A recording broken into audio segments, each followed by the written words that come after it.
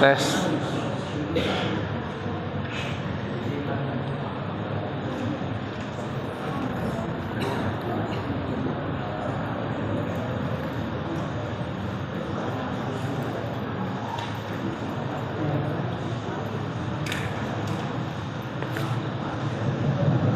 Bismillah.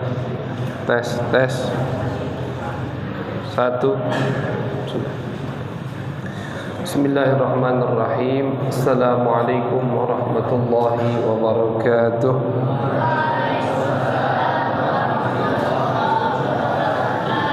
Alhamdulillahi rabbil alamin wa bihi nasta'in ala umuri dunya waddin. Wa sallallahu ala sayyidina Muhammadin khatamin nabiyyin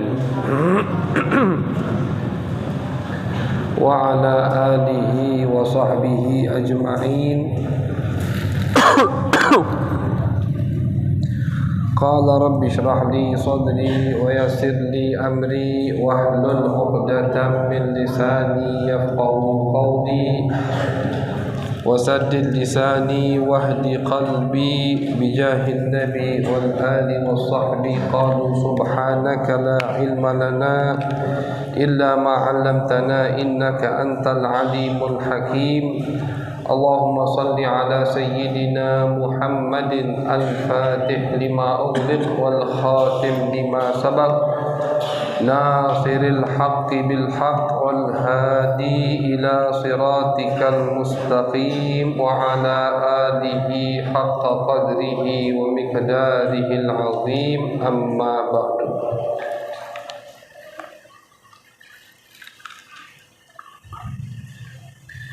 Ma'asyiral hadirin, ma'asyirat tullab, para hadirin, bapak-bapak, adik-adik yang dimuliakan oleh Allah Subhanahu wa taala. Alhamdulillah, thumma alhamdulillah, di malam hari ini kita dikumpulkan lagi oleh Allah Subhanahu wa taala untuk kita melanjutkan kajian kita yaitu Sirah An-Nabawiyah, mempelajari daripada sejarah Nabi besar Muhammad sallallahu alaihi wasallam. Kita mengkaji lebih dalam siapa itu baginda, siapa itu nabi yang kita cintai, nabi yang kita muliakan, nabi yang kita dambakan, yaitu Nabi besar Muhammad sallallahu alaihi wasallam. Karena kalau cinta itu kenal, kalau ngakunya cinta tapi tak kenal, maka cintanya bohong. Bukan cinta yang tulus, bukan cinta yang murni kalau tidak kenal kepada Nabi besar Muhammad sallallahu alaihi wasallam. Alhamdulillah, kita sudah sampai kepada tahun 40 dari umur Nabi besar Muhammad sallallahu alaihi wasallam. Umur Nabi 40 tahun. Ini bakal ada kejadian-kejadian yang luar biasa yang menggegerkan alam sejagat raya ini ketika umur Nabi 40, yaitu diutusnya Nabi besar Muhammad sallallahu alaihi wasallam.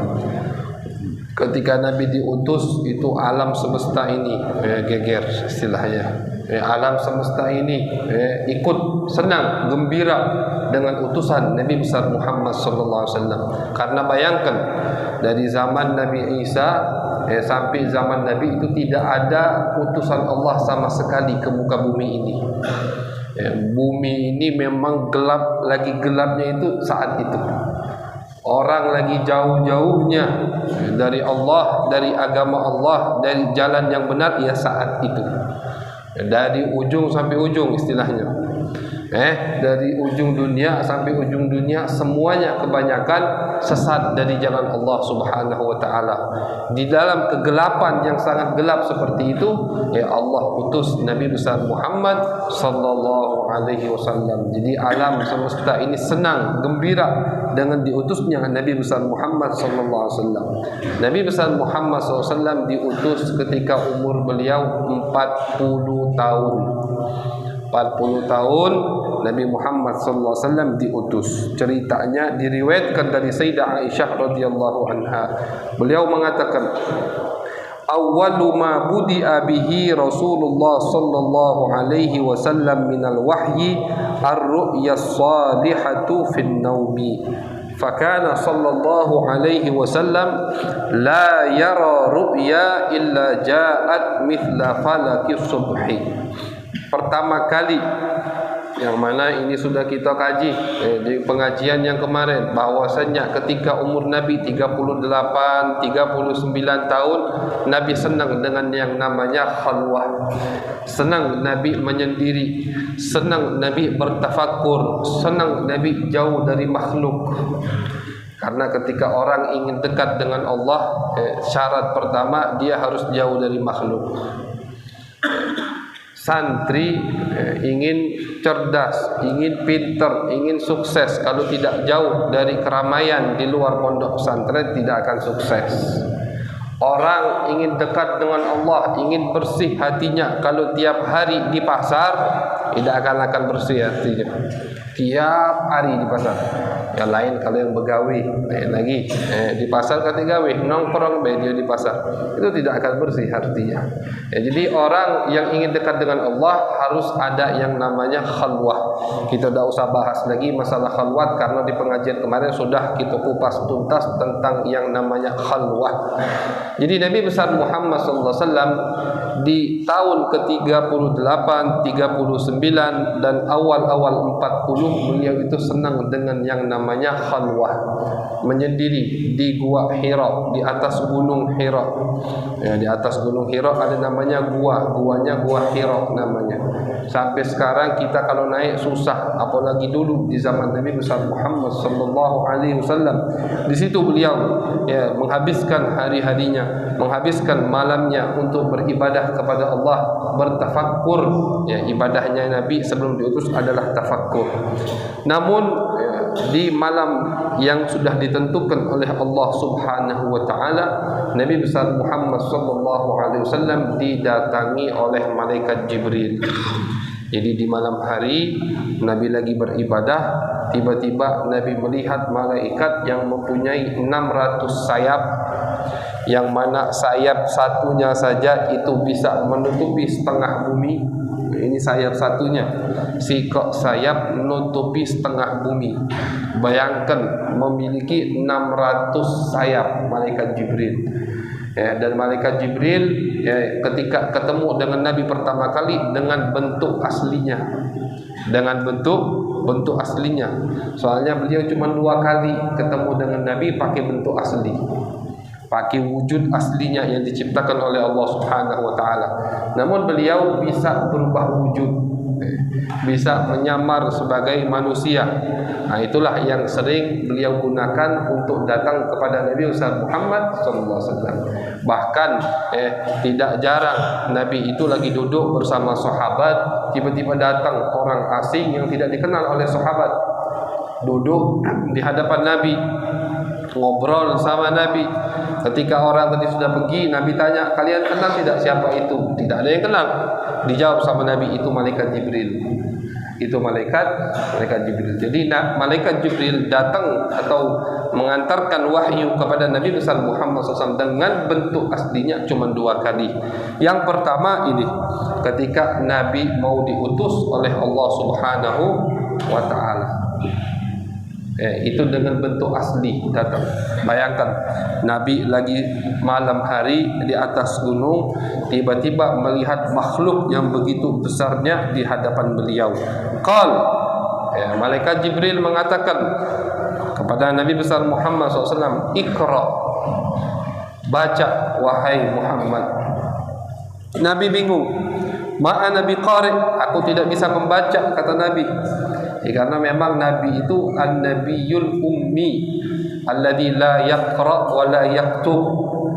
Termasuk sifat mukjizat Nabi besar Muhammad SAW, beliau tidak bisa membaca dan tidak bisa menulis. Tapi tidak bisa membacanya Nabi dan tidak bisa menulisnya Nabi itu mukjizat buat beliau, bukan mukjizat buat umatnya. umat Nabi tidak bisa membaca, tidak bisa menulis, berarti malas belajar, kan? Tidak bisa baca, tak mana dia nak baca Al-Quran. Tapi kalau Nabi, beliau membaca Al-Quran, cuma tidak dengan membaca langsung hafalan, langsung apa yang ada di hatinya, yang beliau terima langsung wahyu dari Allah Subhanahu wa ta'ala. Tapi membaca tidak bisa. Oh, ini kekurangan atau sifat yang menjatuhkan martabat Nabi? Tidak. Bahkan kebalikan, tidak bisa membacanya dan tidak bisa menulisnya, itu adalah mukjizat buat Nabi besar Muhammad sallallahu alaihi wasallam. Nah, itu mukjizat buat Nabi, tidak bisa membaca dan tidak bisa menulis sallallahu alaihi wasallam. Akhirnya Nabi bingung, mengatakan kepada malaikat Jibril, "Ma ana biqari." Wahai Jibril, aku tak bisa membaca, kata Nabi. Dipeluk sama malaikat Jibril, Nabi Muhammad dipeluk. Nabi dipeluk oleh makhluk yang begitu besar. Ketika dipeluk Nabi besar Muhammad SAW, Nabi mengatakan lagi, "Ma ana biqari." Aku tidak bisa membaca. Sampai 3, 4, 5 kali malaikat Jibril memerintahkan Nabi besar Muhammad SAW untuk membaca. Akhirnya diturunkanlah surat atau ayat pertama kali yang diturunkan, yang berbunyi, "Iqra bismi rabbikal ladzi khalaq, khalaqal insana min 'alaq, iqra wa rabbukal akram." Nah, ini ayat pertama kali yang diturunkan kepada Nabi besar Muhammad sallallahu alaihi wasallam. Ketika ayat tadi sudah dibacakan oleh malaikat Jibril pergi. Nabi ketakutan lah, ya, wajar takut. Manusia, beliau belum tahu apa yang datang tadi.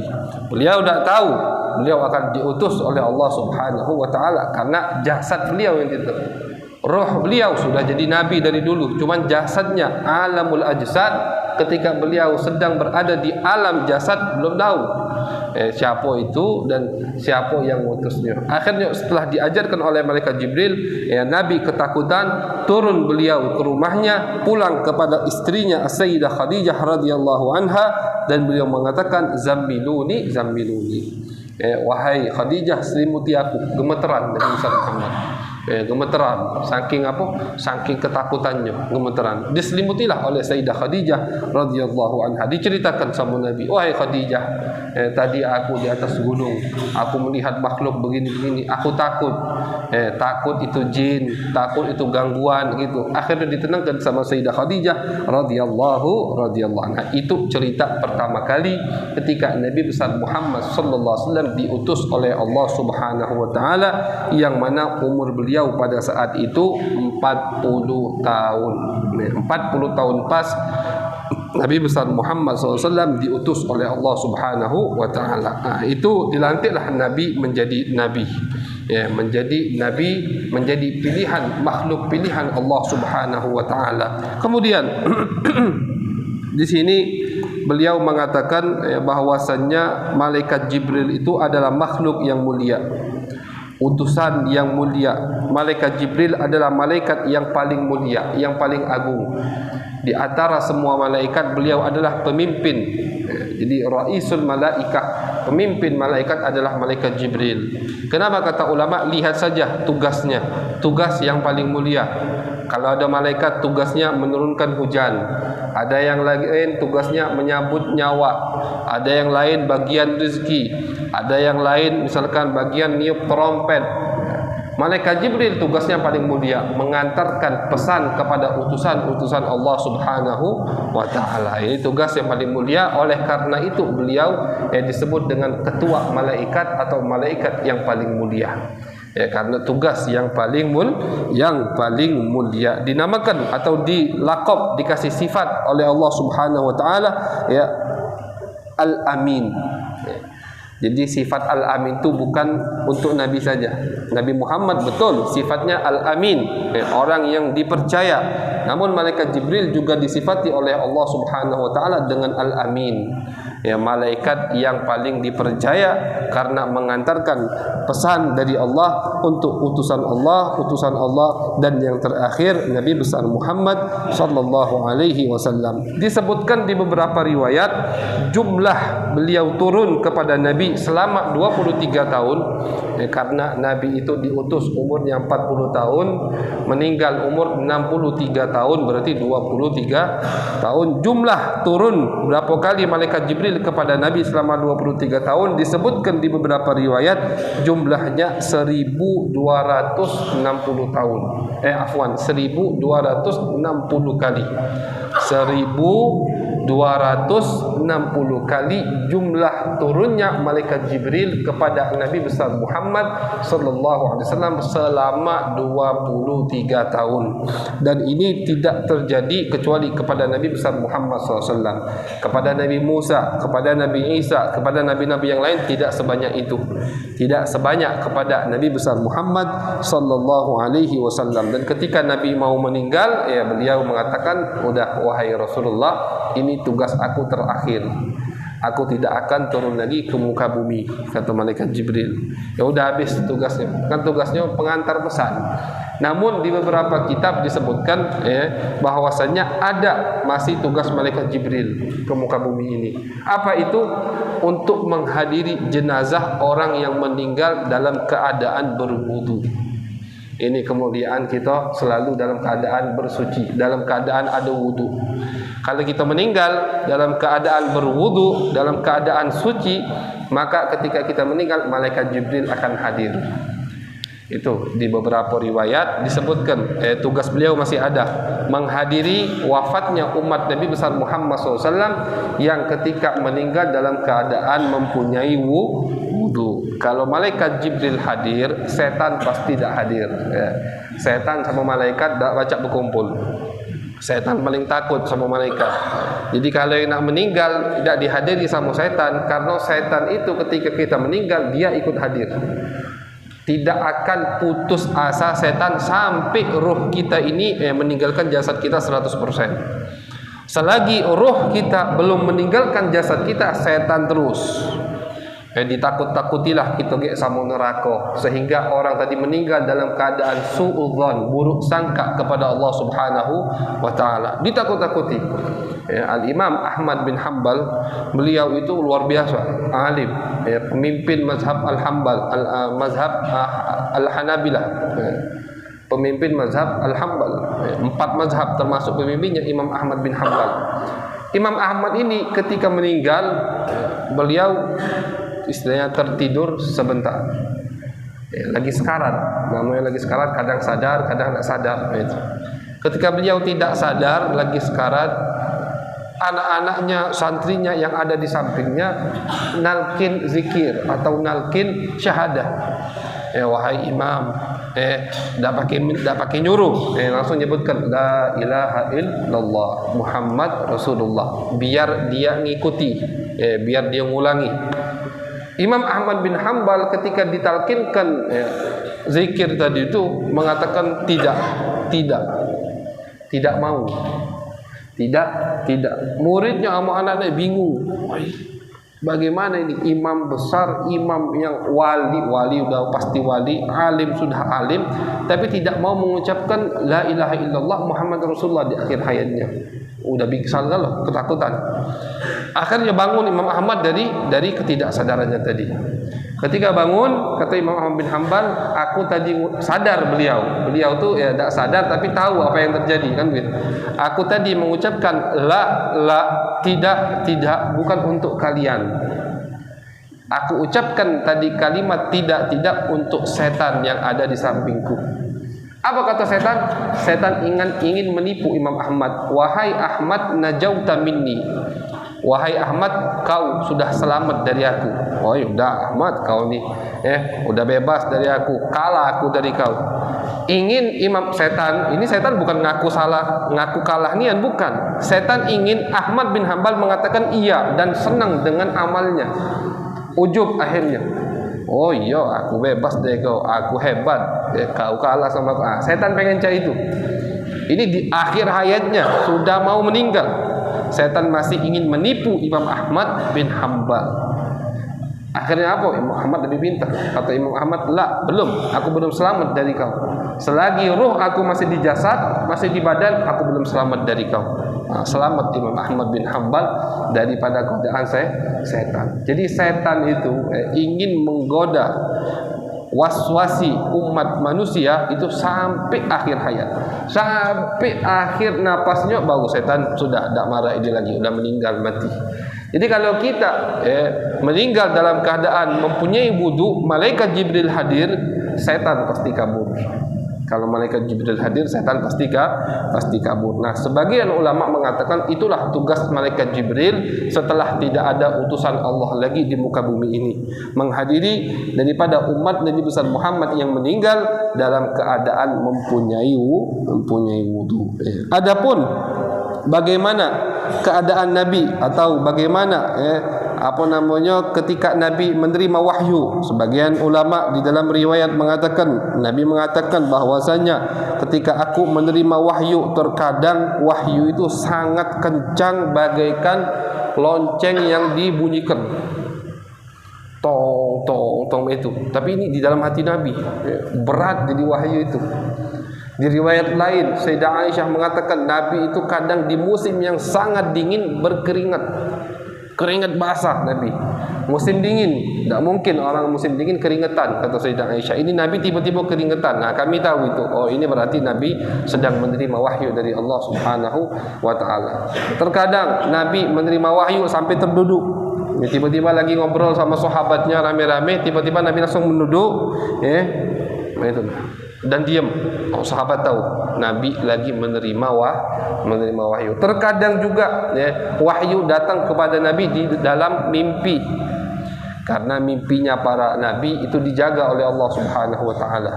Tidak mungkin setan bisa masuk ke mimpinya Nabi. Jadi Nabi kalau dapat wahyu dalam mimpi, betul itu wahyu dari Allah Subhanahu wa taala. Cerita yang paling jelas itu ketika Nabi Ibrahim bermimpi ingin menyembelih anaknya.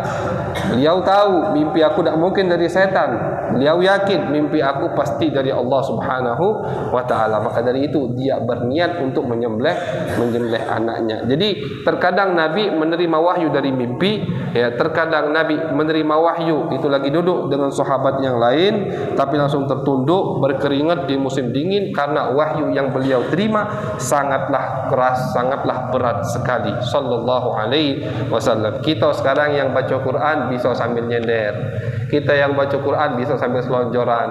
Kita baca Quran bisa sambil tiduran. Kenapa? Gampang itu karena Quran tadi sudah melewati daripada badan atau jasad hati Nabi besar Muhammad sallallahu alaihi wasallam. Kalau Al-Quran langsung diturunkan ke manusia tanpa melewati Nabi, gunung saja akan hancur. Lau anzalna hadzal Qur'an ala jabalin la ra'aitahu khashi'an mutasaddian min khasyatillah, kata Allah. Andaikan, kata Allah, Quran ini kami turunkan kepada gunung, gunung akan hancur. Artinya hati Nabi, jasad Nabi lebih kuat dari gunung. Mantap jasad Nabi besar Muhammad, kuat hati Nabi besar Muhammad SAW. Disaring gitu. Jadi Nabi itu alat penyaring daripada Al-Quran, kalamullah, sehingga umatnya kita semua alhamdulillah gampang untuk membaca Al-Quran. Itu semua berkat Nabi besar Muhammad sallallahu alaihi wasallam. Fa innama yassarnahu bilisanik, kata Allah.